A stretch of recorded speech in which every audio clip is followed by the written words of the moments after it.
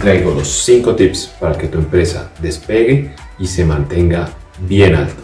Antes de dar los 5 tips, tengo que hablar de una cosa. Muchos no sabemos cómo funciona la memoria.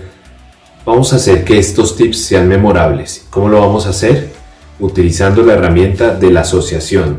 Entonces, para cada tip vamos a utilizar un dicho popular.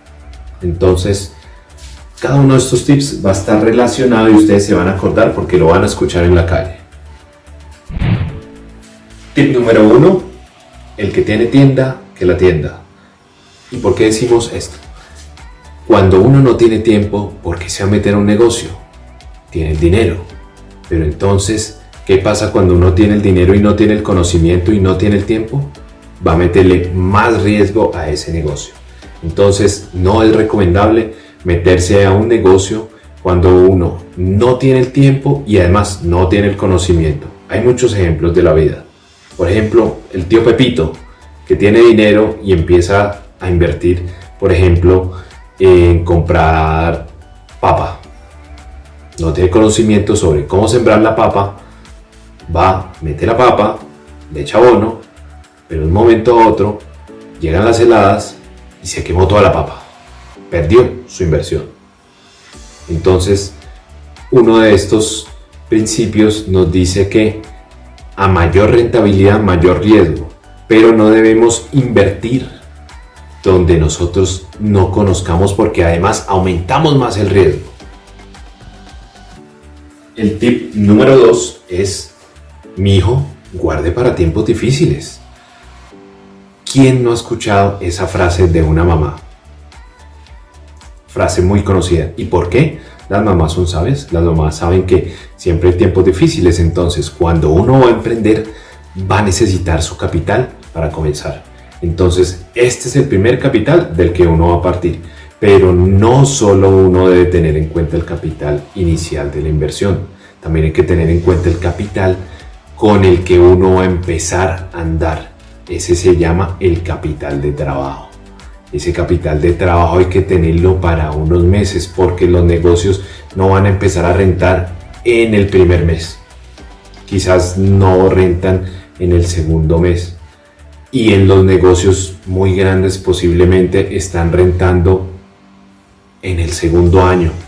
Entonces a veces no sale en el primer momento, entonces necesitamos tener un capital de reserva. Ahora, otra parte dentro del mi hijo ahorre. ¿Qué pasa si nosotros nos endeudamos? Y hoy hace mucho sentido. Si nosotros nos endeudamos a las tasas altas que hay, alrededor del 45%, ¿qué quiere decir? Que nosotros casi que vamos a pagar en un año la mitad del crédito que solicitamos. Entonces va a ser muy costoso. Es preferible ahorrar y que la rentabilidad no se vaya pagando intereses. Entonces hace mucho sentido este tip para que aprovechemos bien el dinero según los designios de nuestras normas. Hablando del mi hijo ahorre para tiempos difíciles, es pertinente también hablar después de que nosotros hacemos el emprendimiento, tenemos que ponernos un sueldo. Entonces es parte responsable después de crear un negocio que uno mismo se coloque su sueldo, así como también evitar adelantar gastos que no tienen que hacer, como por ejemplo comprar un inmueble cuando lo pueden arrendar, se pueden conseguir buenos precios, comprar un vehículo cuando de pronto pueden hacer un renting.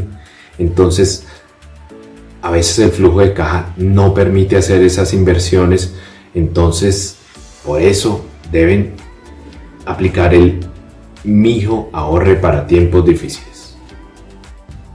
Y vamos con el tip número 3, que es: lo que no se mide no se controla.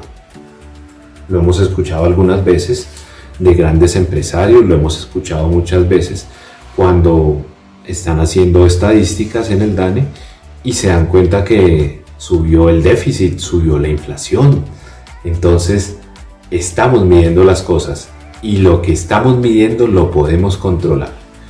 ¿Qué pasa con nuestros indicadores financieros. Nosotros no debemos tomar indicadores financieros salidos de los cabellos. Es fácil. Lo que yo tengo que me está entrando todos los días es flujo de caja.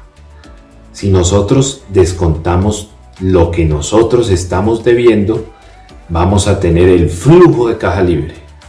Pero eso no deja de ser el capital de trabajo. Entonces nosotros no nos podemos gastar en el primer momento el capital de trabajo, solo hasta cuando veamos que esté generando utilidades. Ahí sí ya es hora de posiblemente repartirlas, pero no quiere decir que las vamos a repartir todavía.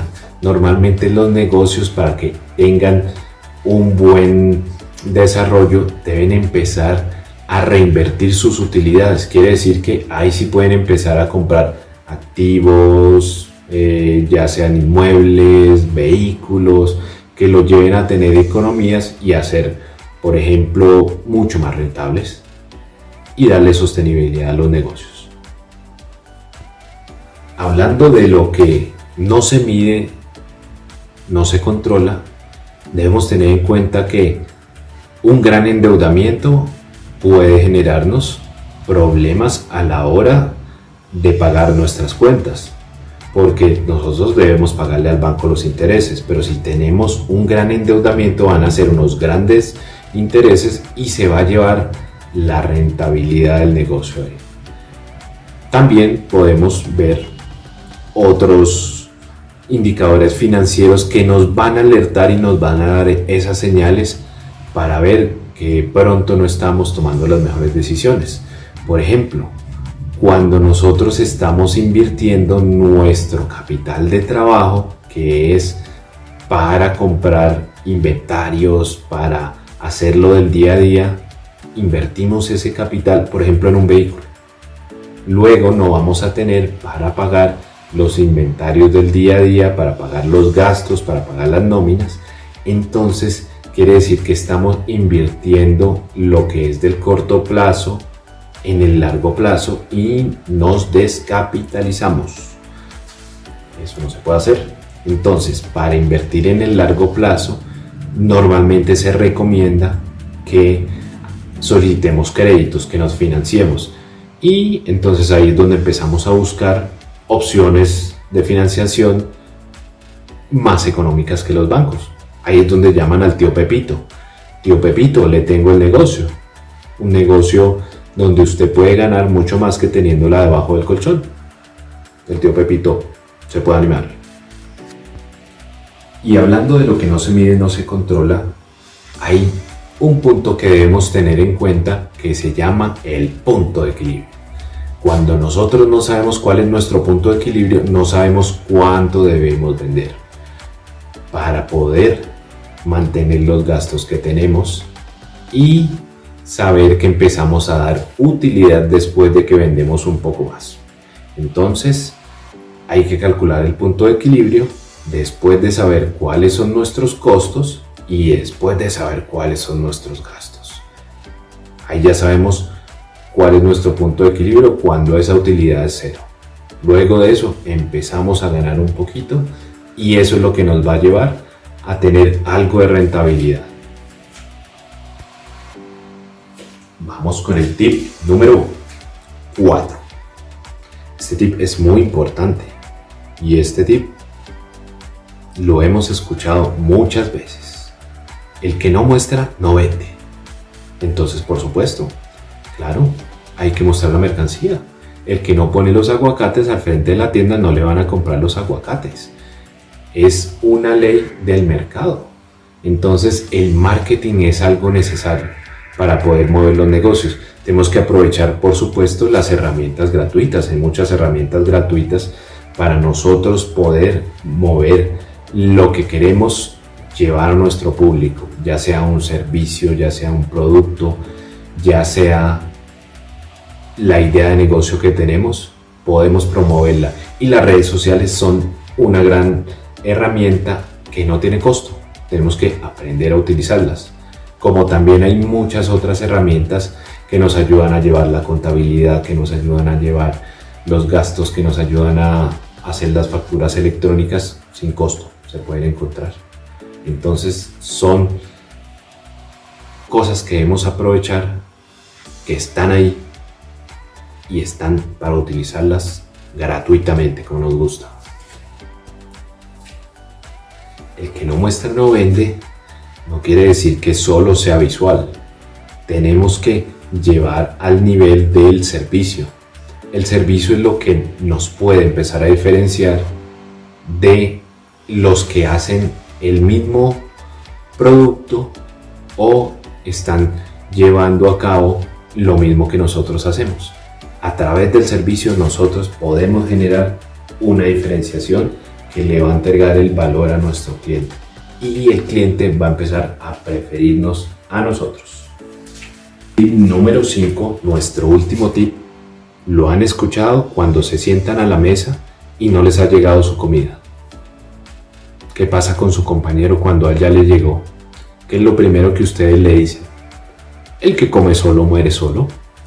Entonces, por supuesto, nosotros en sociedad podemos aprovechar las sinergias de los demás cuando empezamos a trabajar en equipo. Entonces, ¿qué es lo bueno de trabajar en equipo? Que se pueden conseguir resultados con más fuerza. Trabajar agremiados nos hace trabajar 1 por 10.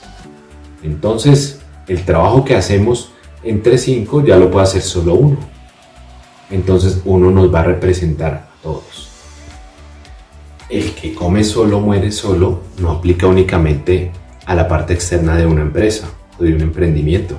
También aplica a la parte interna, y en la parte interna es donde debemos estrechar las relaciones con nuestro equipo de trabajo. Debemos aprender a trabajar en equipo, entonces hay que desarrollar los liderazgos, hay que apoyar, hay que generar bienestar al interior de las empresas. Esto hace que el clima laboral sea mucho más cómodo y de por sí que las relaciones fluyen, la comunicación fluye y la empresa va a fluir mucho más rápido. ¿Y esto en qué se traduce? En lo que les hablaba en el tip 3, mejor servicio al cliente. Gracias por escucharme. Si te sirvió, compártelo. Me pueden conseguir en Twitter como Chumparger.